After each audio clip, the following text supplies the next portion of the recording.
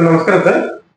నమస్తే సార్, ఈరోజు డెంటల్ మీ దగ్గర ఎన్ని ప్లేసెస్ లో ఈరోజు జనాలకు అవేర్నెస్ ప్రోగ్రామ్ కల్పించారు సార్? ఈరోజు ఉచిత దంత వైద్య శిబిరం అని మేము మా దత్తసాయి డెంటల్ హాస్పిటల్స్లో అందరికీ ఉచితంగా దంత వైద్యము, డాక్టర్ గారి సలహాలు ఇవ్వటము, పళ్ళు పుచ్చిపోకుండా ఎలాంటి జాగ్రత్తలు తీసుకోవటము, అలాంటి కౌన్సిలింగ్ అంతా ఫ్రీగా చేసి అవసరమైన వాళ్లకు ఫ్రీ పేస్ట్లు కూడా ఇవ్వటం జరిగింది. దీన్ని చాలామంది ట్విన్ సిటీస్లో చాలామంది పబ్లిక్ దీన్ని వాడుకున్నారు. అందరికీ థ్యాంక్ యూ. వాళ్ళందరూ చాలా యూస్ఫుల్గా చేసుకున్నారు. ఈ ప్రోగ్రామ్ని చాలా గ్రాండ్ సక్సెస్ చేశారు. సో బేసికల్గా ఈ ప్రోగ్రామ్ ఎందుకు పెట్టాము అంటే, ఒక కామన్ మ్యాన్ ఒక డాక్టర్ దగ్గరికి పోవాలి అంటే ముందు అరే కన్సల్టేషన్ ఫీజు అవుతుంది, లేదా ఖర్చు అవుతుంది, డాక్టర్ దగ్గర ఎక్కువ బిల్లులు చేస్తారు, ఆ టెస్ట్లు అంటారు అని ఒక అపోహ ఉంది, ఒక భయం ఉంది. దానివల్ల వాళ్ళు డాక్టర్ దగ్గరికి పోరు. పంటి నొప్పి వచ్చినా కానీ ఏదో ట్యాబ్లెట్ వేసుకొని నొప్పి తగ్గించుకోవటము, లేదా ఏదో లవంగా ఏదో పెట్టేసుకొని నడిపిస్తూ ఉంటారు. మిడిల్ క్లాస్ చాలా మందికి ఉండే అపోహ ఏంటంటే, ఒక్క డాక్టర్ దగ్గరికి పోతే ఆయన మన పన్ను తీయమంటాడు, లేదా ఎక్సెల్ అని అదని పెద్ద పెద్ద బిల్లులు చేస్తారని భయపడుతుంటారు. ఈ అపోహలు తొలగించడానికి మా డెంటల్ హాస్పిటల్స్లో అన్ని హాస్పిటల్స్లో ఫ్రీ చెకప్స్ చాలా ఫ్రీక్వెంట్గా చేస్తుంటాం. సో ఇలా కామన్ మ్యాన్కు, ఒక మధ్యతరగతి మనిషికి దంత వైద్యం అందుబాటులో ఉండాలనే ఒక మంచి ఉద్దేశంతో మేము ఒక 24 years బ్యాక్ ఈ దత్తసాయి డెంటల్ హాస్పిటల్ను స్థాపించాం. అది స్టార్టింగ్లో ఒక చిన్న హాస్పిటల్గా స్టార్ట్ అయింది. అది ఈరోజు మొత్తం హైదరాబాద్లో 5 బ్రాంచెస్తో చాలా మంది పేషెంట్స్కు సేవ చేసుకుంటా, చాలా మంది పేషెంట్కు మంచి రిలీఫ్ ఇస్తా, ఎంతో అద్భుతమైన కార్యక్రమాలు చేపడుతున్నాము అని చెప్పడానికి నేను సంతోషంగా ఫీల్ అవుతున్నాను అండ్ ప్రౌడ్గా కూడా ఫీల్ అవుతున్నాను. మీరు డాక్టర్స్ కానీ అంటే ఫైనాన్షియల్ వెల్ సెటిల్ అయిన వాళ్ళకి ఇట్లాంటి కార్యక్రమాలు చేయడానికి చాలా తక్కువ అర్థంగా ఉంటుంది సార్. అంటే మీకు ఇన్స్పిరేషన్ ఏంటి ఇట్లా చేయాలి అనేది? అంటే ఒక డాక్టర్ అంటే ఏదో పైన ఎక్కువ కమర్షియల్గానే ఉంటారు వీలైనంత వరకు. ఇలాంటిది మీరు ఈ పబ్లిక్ అవేర్నెస్ ప్రోగ్రామ్ ఇన్స్పిరేషన్ ఏంటి చేయడానికి? ఎవరి వల్ల ఇన్స్పిరేషన్? చిన్నప్పటి నుంచి మేము కొంచెం అంటే ఆ ఏజ్ చిన్నప్పటి నుంచి ఒక డాక్టర్ అంటే ఒక ఒక రకమైన రెస్పెక్ట్ ఉండేది. డాక్టర్ అంటే ఒక రకమైన ఒక గౌరవము, భక్తిభావం ఉండేది. సో అలాంటి వాతావరణంలో మేము పెరిగాము. సో మాకు ఎంతవరకు డాక్టర్ అంటే ఒక ప్రజలకు సేవ చేసేవాడే అన్న దృక్పథమే మాకు, అంటే మా పేరెంట్స్ చెప్పడం కానీ, మేము చిన్నప్పుడు పెరిగిన వాతావరణం కానీ అలా ఉంది.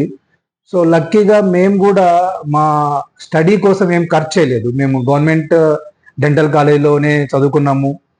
సో అక్కడ చూసాం మేము కండిషన్స్.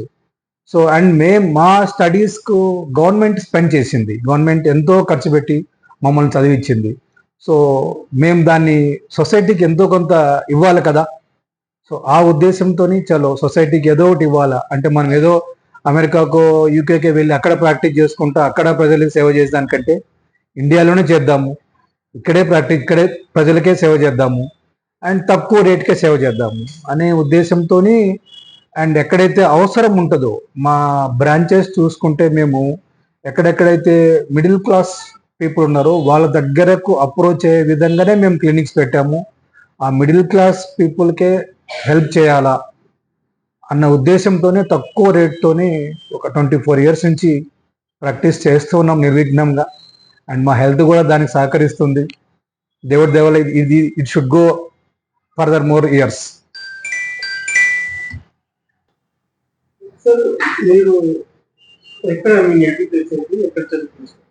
మేము ఇక్కడే అండి హైదరాబాద్లో గవర్నమెంట్ డెంటల్ కాలేజీలో నుంచి మాస్టర్స్ డిగ్రీ తీసుకున్నాను. మా స్పెషలైజేషను ఎండోడాంటిస్ట్ అంటారు మమ్మల్ని. ఎండోడాంటిస్ట్ అంటే specialist in root canal treatment.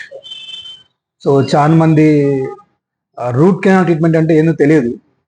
So దాన్ని అవేర్నెస్ చేద్దాము అని చాలా క్యాంప్స్ పెట్టాము, చాలా పబ్లిక్ అవేర్నెస్ తీసుకొచ్చాము. అండ్ కొంతమంది రూట్ కెనాల్ ట్రీట్మెంట్ అంటే చాలా కాస్ట్ ఎక్కువ ఉంటుందేమో, అండ్ చాలా పెయిన్ఫుల్ ఉంటుందేమో, అండ్ చాలా టైం కూడా పడుతుందేమో అని అపోహలు ఉన్నాయి. అవన్నీ ఆ అపోహలన్నీ తీర్చేదానికి మేము ఒక ఒక ఒక వీడియో తయారు చేస్తాం మీకు నెక్స్ట్ ఫర్దర్గా. సో ఎలా చేస్తారు రూట్ కెనాల్ అనేది దాని గురించి కంప్లీట్గా ఎక్స్ప్లెయిన్ చేస్తాను. ఈ root canal treatment single sitting కూడా వచ్చింది ఇప్పుడు. సో ఒకటే ఒకటే విజిట్లో ఒక 45 మినిట్స్ 1 అవర్లో కంప్లీట్గా రూట్ కెనాల్ ట్రీట్మెంట్ చేయొచ్చు. మళ్ళా రానికి ఇబ్బంది ఉన్న వాళ్ళకు అలా కూడా చేసుకోవచ్చు. ఇలా చేయొచ్చు అనే ప్రూవ్ చేసేదానికి నేను ఒక non stop root canal treatment marathon అని ఒక ప్రోగ్రామ్ చేశాను. ఒక 5 ఇయర్స్ బ్యాక్ ఐ గెస్ చేసాము. ఒక 4 అవర్స్లో 31 రూట్ కెనాల్ ట్రీట్మెంట్స్ కంప్లీట్గా చేశాను. 31 పేషెంట్స్కు ఒక 4 అవర్స్లో అన్ని రూట్ కెనాల్స్ కంప్లీట్ చేశాము. అది ఇప్పటికీ వరల్డ్ రికార్డ్లో ఎవరు ఇంతవరకు అన్ని రూట్ కెనాల్స్ చేయలేదు.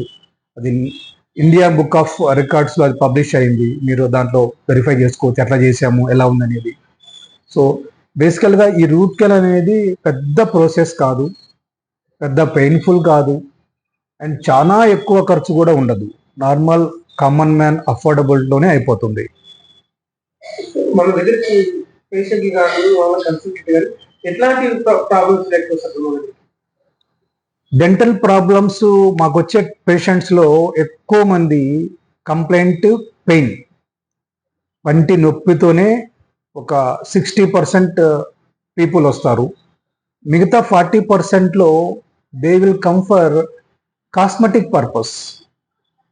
అంటే ఎత్తు పండ్లు ఉన్నవి, లేకుంటే పండ్ల మధ్యలో గ్యాపులు ఉన్నవి, లేదా కలర్ బాగలేదు పండ్లది, ఈ పర్పస్గా వస్తారు. సో మ్యాక్సిమం టైమ్స్ పెయిన్ ఉన్నప్పుడు ఒక అపోహ ఏంటంటే పంటి నొప్పి ఉంది, డాక్టర్ దగ్గరికి పోతే ఆ పన్ను తీసేస్తాడు అని ఒక చాలా మంది మైండ్లో ఉంటుంది. ఆ భయానికి సగం రారు వాళ్ళు మా దగ్గరికి. అరే ఈయన దగ్గరికి పోతే తీసేస్తారా బాబు పన్ను అని. అట్లా కాదు. ఎంత డ్యామేజ్ అయినా, ఎట్లా పాడైపోయినాను ఆ పన్నును కాపాడుకోవచ్చు ఇప్పుడు ఉండే ఆధునిక టెక్నాలజీతోని.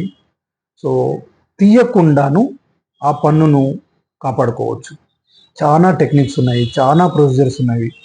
సో ఆ అపోహ వీడండి, ఫస్ట్ తీసేయండి. తర్వాత సార్ గ్రామీణ ప్రాంతం కానీ కొంచెము అన్ఎడ్యుకేటెడ్ పీపుల్స్ కానీ అంటే ఇలాంటివి రాకుండా ముందు జాగ్రత్తలు ఏమన్నా తీసుకునే అవకాశం ఉంది? చాలా మంచి ప్రశ్న. అసలు పన్ను సమస్య రాకుండా ఎలా జాగ్రత్త తీసుకోవాలా? Prevention is better than always cure. So ఈ పండు పుచ్చిపోకుండానే మనము ట్రీట్మెంట్ ఎలా కాపాడుకోవాలా అంటే ఫస్ట్ థింగ్ ఏంటంటే బ్రషింగ్, ప్రాపర్గా బ్రష్ చేసుకోవాలా. అండ్ 2 times బ్రష్ చేసుకోవాలి. చాలా మంది ఓన్లీ మార్నింగ్ చేసేస్తారు, వదిలేస్తారు. నైట్ టైం బ్రషింగ్ కూడా చాలా చాలా ఇంపార్టెంట్. నైట్ మీరు డిన్నర్ అయిపోయిన తర్వాత, అన్నీ తిన్న తర్వాత, మీరు ఏం తినాలో తినేసిన తర్వాత ఒక్కసారి బ్రష్ చేసుకుంటే హార్డ్లీ 2 to 3 minutes సరిపోతుంది. అది మీకు నైట్ అంతా టీత్ ఫ్రెష్గా, నోరు ఫ్రెష్గా, పుచ్చు లేకుండా, బ్యాక్టీరియా లేకుండా చాలా యూస్ఫుల్గా ఉంటుంది. అది నేను అందరికీ చెప్తున్నాను మీడియా ద్వారా. So night time brushing start చేయండి, మీ పంటి సమస్యలు 50% వరకు తగ్గిపోతాయి. బ్రష్ చేసే విధానంలో ఎలాంటి ఏమన్నా జాగ్రత్తలు ఏమన్నా ఉంటుందా? ఈ బ్రషింగ్ ఎలా చేయాలనేది చాలా మందికి తెలియదు. అసలు కరెక్ట్ మెథడ్ ఆఫ్ బ్రషింగ్ అనేది నాకు తెలిసినంత వరకు ఇండియాలో చాలా మందికి అవేర్నెస్ లేదు. ఊరికే పేస్ట్ వేసుకోవటం, రుద్దుతూ ఉంటారు అంతే పెట్టి, వాళ్ళు ఎక్కడ కంఫర్ట్గా రుద్దేస్తుంటారు. అది కరెక్ట్ కాదు.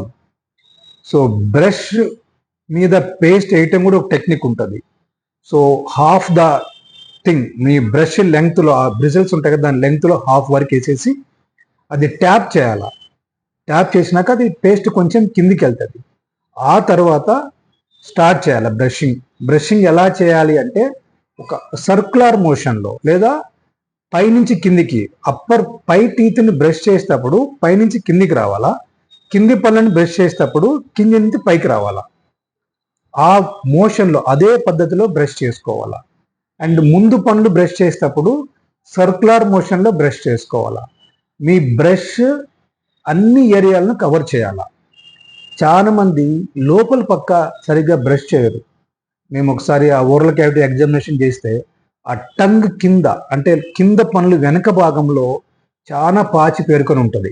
అంటే వాళ్ళకి తెలియదు అక్కడ బ్రష్ చేయాలి, అక్కడ బ్రష్ చేయరు, మర్చిపోతారో మళ్ళీ నెగ్లెక్ట్ చేస్తారో తెలియదు తనమో, అక్కడ బ్రష్ చేయరు, అక్కడ పాచి ఎక్కువ పేరుకొని ఉంటుంది. సో దీనివల్ల ఏమవుతుందంటే అక్కడ పళ్ళు పాడైపోవటం స్టార్ట్ అవుతుంది. అక్కడ పుచ్చిపోవటము, అక్కడ చిగుర్ల నుంచి స్మెల్ రావటము, బ్లడ్ రావటము, పండ్లు ఊగిపోవటము అట్లా జరిగిపోతుంది. సో ఈ చిన్న టెక్నిక్ యూజ్ చేస్తే తగ్గిపోతుంది.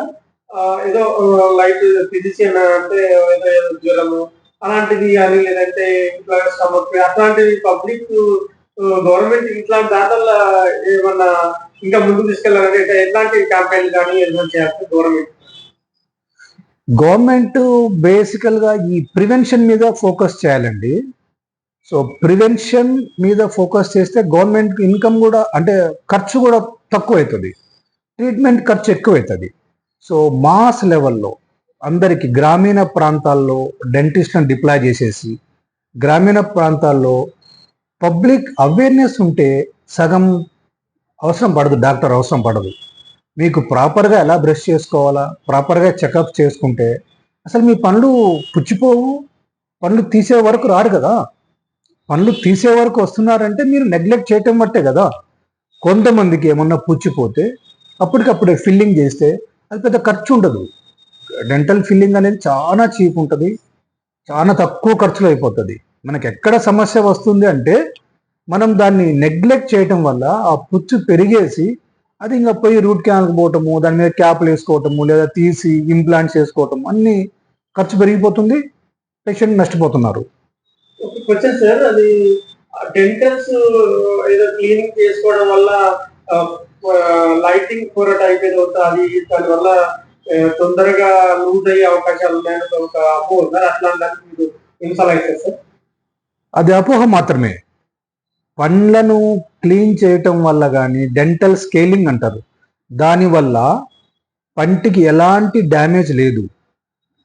స్కేలింగ్ చేయటం వల్ల పండ్లు కదులుతాయి, పండ్లు లూజ్ అవుతాయి అనేది దాంట్లో ఎలాంటి సత్యం లేదు, దాంట్లో ఎలాంటి కరెక్ట్ కాదు. అది ఎన్నిసార్లు స్కేలింగ్ చేసినాను పంటికి ఏమి డ్యామేజ్ కాదు, నిరభ్యంతరంగా వచ్చి క్లీన్ చేయించుకోవచ్చు. యాక్చువల్గా అయితే ఇయర్లీ ఒకసారి క్లీన్ చేయించుకోవచ్చు, నష్టం ఏమి లేదు. ఇప్పుడున్న సమాజంలో కానీ, పబ్లిక్ లో కానీ, మాస్ పబ్లిక్ లో కానీ ఈ డెంటల్స్ అనే వరకు అంత పట్టించుకోరు. కంపల్సరీ మినిమం ఎన్ని నెలలకు ఒకసారి కానీ, 1 year ఒకసారి ఏమన్నా చెక్ చేసుకోవడం ఎట్లా? ఇంటర్నేషనల్ గైడ్ లైన్స్ ప్రకారం అయితే ఎవ్రీ 6 months ఒకసారి డెంటిస్ట్ చెకప్ చేయించుకోవాలా. సో అట్లీస్ట్ మన ఇండియన్ సర్కమ్స్టాన్సెస్ ప్రకారము అట్లీస్ట్ ఇయర్లీ వన్స్ ఒక్కసారి డెంటిస్ట్ దగ్గర రాండి. జస్ట్ రొటీన్ చెకప్, మీకు ఏం నొప్పి వస్తేనే డాక్టర్ దగ్గరకు రాక్కర్లేదు, జస్ట్ రొటీన్ చెకప్ చేయించుకోండి. ఏమన్నా పనులు పుచ్చుతున్నాయా, ఏమన్నా లోపల పాచి పడుతుందా, అప్పటికప్పుడే చిన్న చిన్న సొల్యూషన్, చిన్న పని చేస్తే ప్రాబ్లం సాల్వ్ అయిపోతుంది. అలా లేకుంటే మీరు అట్లనే పెట్టుకుంటే పెరిగి పెద్దగా అయ్యి డిస్టర్బ్ అయిపోతారు మీరే. సార్ ఇప్పుడు హెల్త్ ఆర్గనైజర్ చాలా హాస్పిటల్స్ ఉన్నాయి, కానీ అయినా సరే ఈ డెంటల్ అనే వచ్చే వరకు పబ్లిక్ లో పెద్ద అవేర్నెస్ లేదు. అట్లాంటి వాళ్ళకి మీరు ఏం సలహా ఇస్తారు? డెంటల్ అవేర్నెస్ యాక్చువల్గా ఇండియాలో చాలా తక్కువ ఉంది. ఇది వెరీ అన్ఫార్చునేట్ థింగ్. ఎందుకు తక్కువ ఉంది అంటే మన గవర్నమెంట్ ప్రాపర్గా ఫోకస్ చేయకపోకపోతే, తర్వాత పబ్లిక్లో కూడా it's not a serious matter. ఇప్పుడు పెద్ద లైఫ్ రిస్క్ కాదు కదా, అందుకని పబ్లిక్లో కూడా అంత సీరియస్నెస్ లేదు. కానీ అది చాలా రాంగ్, అది చాలా తప్పది. ఒకసారి మనకు పన్ను పోయిందనుకోండి, లేదా ఒకసారి చివర్లో ప్రాబ్లం వచ్చిందనుకోండి, అది అక్కడితో ఉండదు, అది మొత్తం బాడీ మీద ఎఫెక్ట్ చూపుతుంది. ఈ గమ్ ఇన్ఫెక్షన్స్ ఓవరాల్గా బాడీ ఇన్ఫెక్షన్స్కు లీడ్ అయ్యి కంప్లీట్గా చాలా హెల్త్ ప్రాబ్లమ్స్ వస్తాయి పేషెంట్స్కు. మేజర్ గా ఒక క్రిటికల్ కేసు అలాంటిది మీరు మీ దగ్గర అట్లాంటి వాళ్ళు ఏమన్నా కలిసారు? మా ప్రాక్టీస్లో చాలా వస్తుంటాయండి పేషెంట్స్. ఇట్లా ఒక్కోసారి సివియర్ స్వెల్లింగ్తో వస్తారు పేషెంట్స్. చాలా పెద్ద అంటే నెగ్లెక్ట్ చేసి చాలా పెద్ద వాప్ చేసి కన్ను మూసుకొని పోయి అట్లా వస్తారనమాట. వాళ్ళందరికీ అప్సెస్ లాగా ఫామ్ అయి ఉంటుంది. అక్కడ ఇమ్మీడియట్గా అక్కడ చీమ్ తీసేసి వాళ్ళందరినీ క్యూర్ చేశాము. కొన్నిసార్లు యాక్సిడెంట్ కేసులు వస్తుంటాయి మాకు. టొమాటిక్ ఇన్సిడెంట్, రోడ్ సైడ్ యాక్సిడెంట్స్ అంటారు వాటిని. బండి మీద నుంచి కింద పడినప్పుడు అప్పటికప్పుడే పనులు ఊడిపోతుంటాయి, అక్కడ జా విరిగిపోతుంటుంది. సో ఇలాంటి కేసెస్ కూడా మేము చాలా కేసెస్ ట్రీట్ చేశాము. ఇంకొక ఇంపార్టెంట్ థింగ్ ఏంటంటే, యాక్సిడెంట్ అయినప్పుడు పన్ను ఊడి కింద పడింది అనుకోండి, మీరు ఆ పన్నును మా దగ్గరికి తీసుకొస్తే అదే పన్ను దాంట్లో మేము ఫిక్స్ చేయగలము. ఆ టెక్నాలజీ మా దగ్గర ఉంది. సేమ్ పన్ను వెంటనే అతుకుపోతుంది అక్కడే.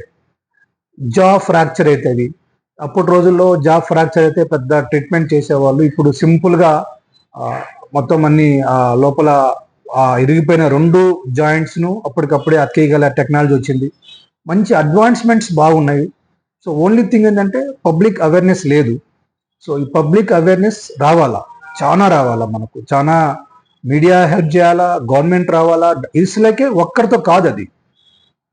Government, media, doctors, it's like a triangle. మొత్తం అందరు కలిస్తే ఇట్స్ ఒక టీమ్గా ఫామ్ అయితే గవర్నమెంట్ కోఆపరేషన్తోని డాక్టర్స్, మీడియా ద్వారా పబ్లిక్ అవేర్నెస్ ఇచ్చేస్తారు.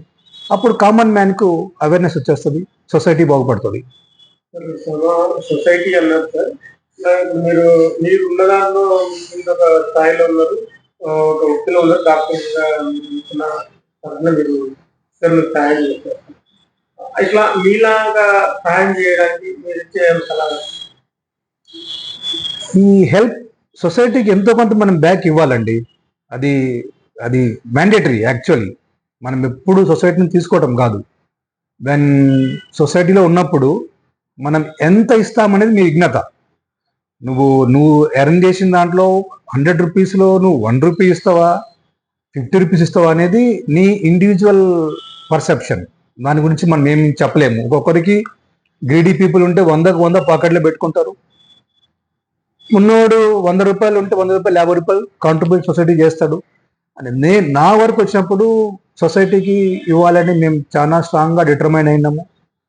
సో అండ్ ఎస్టాబ్లిష్ అయినాం కాబట్టి మాకు ఇప్పుడు ప్రాబ్లం లేదు సొసైటీకి ఇచ్చడానికి. అఫ్ కోర్స్ బిగినింగ్లో వాళ్ళకే కష్టం ఉన్నప్పుడు వాళ్ళు we cannot expect more things to do for society. But established people or established doctors, వాళ్ళ టైం కానీ వాళ్ళ సర్వీసెస్ కానీ that should be given back to society అనేది నా స్ట్రాంగ్ ఒపీనియన్. డాక్టర్స్ అయితే కానీ రెడ్ క్రాస్ లో కానీ గవర్నర్ ప్రోగ్రామ్ లో కూడా చాలా మంది హెల్ప్ చేస్తారు. ఇంకా చాలా వరకు ముందు రావాలి డాక్టర్స్. నాగేశ్వరరావు సార్ లాంటి అవార్డు వచ్చింది సార్. ఇట్లా ఎంత ఇంకా పబ్లిక్ లో ఎట్లాంటి మార్పులు వస్తాయి డెంటల్ సైడ్? డెంటల్ సైడ్ నుంచి అంటే నేను what I want to say is awareness రావాలి. ఫస్ట్ థింగ్ పబ్లిక్ అవేర్నెస్ రావాలా అండ్ కాస్ట్ తగ్గాల. చాలా మంది డెంటిస్టులు కొంచెం ఎక్కువ ఛార్జ్ చేస్తుంటారు. సో అలా ఎక్కువ ఛార్జ్ చేయకుండా కామన్ మ్యాన్కు వచ్చేటట్లు రేట్లు ఉండాలా. కామన్ మ్యాన్, ఒక మిడిల్ క్లాస్ పర్సన్ కంఫర్టబుల్గా డెంటిస్ట్ దగ్గరకు వచ్చేసి కంఫర్టబుల్గా ట్రీట్మెంట్ చేయించుకొని పోయేటట్టు ఉండాలి. అది ఆ ట్రీట్మెంట్ కాస్ట్ కానీ వాళ్ళకు బర్డెన్ కాకూడదు. అట్లా మీరు ఏమన్నా విలేజ్లలో కానీ ఏమన్నా అవేర్నెస్ క్యాంపెయిన్ ఏమన్నా పెట్టి ఫ్యూచర్లో అట్లా ఏమన్నా చేయాలని? చాలా చేస్తున్నామండి. ఫ్యూచర్లో మాకు ఒక విజన్ ఉంది, ఎలా చేయాలనేది మేము ఒక ప్లాన్ వేసుకున్నాము. దీనికోసం మేము ఒక దత్తసాయి ఫౌండేషన్ అని ఒకటి ఫౌండేషన్ పెట్టాము. సో చారిటీ ఫౌండేషన్ అది. సో ఈ ఫౌండేషన్ ద్వారా ఎన్నో సేవా కార్యక్రమాలు చేయాలి అనేది ఒక గోల్ పెట్టుకున్నాము. మేము ప్రతి సంవత్సరం అది పెంచుకుంటా పోతున్నాం. ఈ చారిటీ ఎక్కువ చేసుకుంటా పోతున్నాం. సో అలా పెంచుకుంటా కామన్ మ్యాన్కి ఇవ్వాలనే పక్కా మాకు ఒక ప్లాన్ ఉంది. సార్ ఈ రోజు మీ హాస్పిటల్లో అవేర్నెస్ ప్రోగ్రామ్ లో ఎన్ని సెంటర్లలో ఎంతమంది అప్రెస్మెంట్ ఎంతమంది వచ్చింది సార్? సో ఆల్మోస్ట్ ఆల్ ఇంకా నాకు టోటల్గా రాలేదండి. ఈవినింగ్కి వస్తుంది, నైట్కి వచ్చేస్తుంది. ఆల్మోస్ట్ ఆల్ మాకు అన్ని సెంటర్లో వచ్చిన ప్రతి పేషెంట్కు నో కన్సల్టేషన్, ప్రతి పేషెంట్కు ఒక పేస్ట్ ఇచ్చాము. ప్రతి పేషెంట్ ఆ డాక్టర్ టైం స్పెండ్ చేసి ఎలా కాపాడుకోవాలా పనులను అన్ని అవేర్నెస్ ఇచ్చాము. ఆ డాక్టర్స్ కూడా హ్యాపీ ఉన్నారు, ఆ పేషెంట్స్ కూడా హ్యాపీ ఉన్నారు. Very happy about that. Dental లో అడ్వాన్స్డ్ అట్లా ఏమైనా టెక్నాలజీ ఏమన్నా ఉందా సార్ మనకు? చాలా అడ్వాన్స్ వస్తున్నాయండి డెంటిస్ట్రీలో. ఎవ్రీ ఎవ్రీ ఇయర్ కొన్ని కొత్త పద్ధతులు, ఎవ్రీ ఇయర్ కొన్ని కొత్త చికిత్స గైడ్ లైన్స్, చాలా మార్పులు వస్తున్నాయి. మెటీరియల్స్ కూడా చాలా మార్పు వస్తుంది. సో వీటన్నిటికీ ఒక సపరేట్ మనం ఒక ఎస్టాబ్లిష్ ఒక వీడియో చేస్తాను నేను మీకు. సో బేసికల్గా ఈ అడ్వాన్సెస్ అనేవి ఎట్లా వస్తున్నాయి అంటే అండి, ఇప్పుడు కాస్మెటిక్స్ మీద ఎక్కువ వస్తున్నాయి. డెంటల్ కాస్మెటిక్స్ ఇప్పుడు కొత్తగా స్మైల్ డిజైనింగ్ అని వచ్చింది. అంటే మీ చిరునవ్వు మీకు కావాల్సిన విధంగా మేము అరేంజ్ చేస్తాం. మీ పనుల వరుసను ఎలా కావాలో అలా అరేంజ్ చేస్తాం. మీకు ఒక డ్రీమ్ ఉంటుంది అనుకోండి, నా పనులు ఇలా ఉండాలా, ఆ రకంగా మేము మీ పనులను సెట్ చేయిస్తాం. సో అది వచ్చేసినవి. అండ్ ఇంప్లాంట్స్ నడుస్తున్నాయి ఎక్కువ, డెంటల్ ఇంప్లాంట్స్ అని. సో 80 ఏళ్ళ మనిషికి కూడా ఫిక్స్ పనులను పెట్టాము. సో ఫిక్స్ పనులు చేయొచ్చు ఇంప్లాంట్స్ పద్ధతి ద్వారా. అండ్ ఇంప్లాంట్స్ కూడా ఒకప్పుడు చాలా టైం టేకింగ్ అని, చాలా కాస్ట్లీ అనేవాళ్ళు. ఇప్పుడు అది కూడా లేదు. డెంటల్ ఇంప్లాంట్స్ విత్ ఇన్ 3 డేస్లోనే మనము ఇంప్లాంట్స్ అండ్ పనులు కూడా పెట్టేయచ్చు. సో ఇమ్మీడియట్ లోడింగ్ ఇంప్లాంట్స్ అంటాం వాటిని. అవి కూడా పెద్ద ఖర్చు కూడా కాదు, తక్కువ రేట్లోనే అయిపోతుంది మనకు. సో ఇవన్నీ మనకు డెంటల్లో అడ్వాన్స్ వచ్చినాయి. బ్లీచింగ్లో కూడా చాలా అడ్వాన్స్ వచ్చేసినాయి. పనులను తెల్లగా చేసే ప్రక్రియలో కూడా చాలా లేటెస్ట్ మెథడ్స్ వచ్చినాయి, లేటెస్ట్ మెటీరియల్స్ వచ్చినాయి. సో ఇవన్నీ చాలా అడ్వాన్స్ ఉన్నాయి డెంటల్లో. మీరు ఇన్ని ఇయర్స్ లో కాస్త ఒక ఇప్పుడున్న టైంలో బీదలకు కానీ సోషల్ సర్వీస్ టైం ఉంటుంది, మీకు ఈ దాన్ని గుర్తించే అవార్డ్స్ కానీ చాలా అవార్డ్స్ వచ్చినాయండి. సో చాలా సోషల్ సర్వీస్ చేసే ఆర్గనైజేషన్ వాళ్ళు చాలా మంది వచ్చేసి నాకు వైద్య రత్న అవార్డు ఒకటి ఇచ్చారు. అండ్ చాలా అవార్డ్స్ నాకు టోటల్గా అవన్నీ లేవు. బాగా ఇష్టమైన వ్యక్తులు కానీ అట్లా అచీవ్మెంట్ ఎవరు గుర్తింపు చాలా సార్లు వచ్చినాయండి. నాకు అన్నిటికంటే అవార్డు నా పేషెంట్సే ఇస్తుంటారు ప్రతిరోజు. వాళ్ళు వచ్చేసి పెయిన్తో వస్తారు, పెయిన్ రిలీఫ్ అయ్యి హ్యాపీగా వెళ్ళిపోతుంటారు. అండ్ అండ్ నా క్లినిక్లో నాకు ఇలాంటి క్లినిక్స్ ఒక 5 ఉన్నాయి మొత్తం. దిల్షుక్ నగర్లో ఒకటి ఉంది, నాగోల్లో ఉంది, అంబర్పేట్లో ఉంది, రామంతపూర్లో ఉంది, నల్లకుంటలో ఉంది. మొత్తం 5 క్లినిక్స్లో. వీక్ లో ఎక్కడెక్కడ ఉంటారు ఒకసారి? నేను ఎవ్రీడే ఆల్ క్లినిక్స్ తిరుగుతూ ఉంటానండి, అన్ని క్లినిక్స్ కనెక్ట్ అవుతుంటాను. ఇది కాకుండా నేను డెంటల్ కాలేజ్లో ప్రొఫెసర్గా జాబ్ చేస్తున్నాను. సో నేను ఒక ఎండిఎస్ డాక్టర్స్కు గైడ్గా కూడా పనిచేస్తున్నాను. సో ఎండిఎస్ చదివే డాక్టర్స్కు వాళ్ళను మంచి ట్రైనింగ్ ఇచ్చేసి వాళ్ళను ఒక మంచి డాక్టర్స్గా తయారు చేసి సొసైటీలోకి వదులుతామండి. అది కూడా చాలా సాటిస్ఫాక్షన్ ఇస్తుంది. టీచింగ్లో కూడా I get lot of satisfaction in that teaching.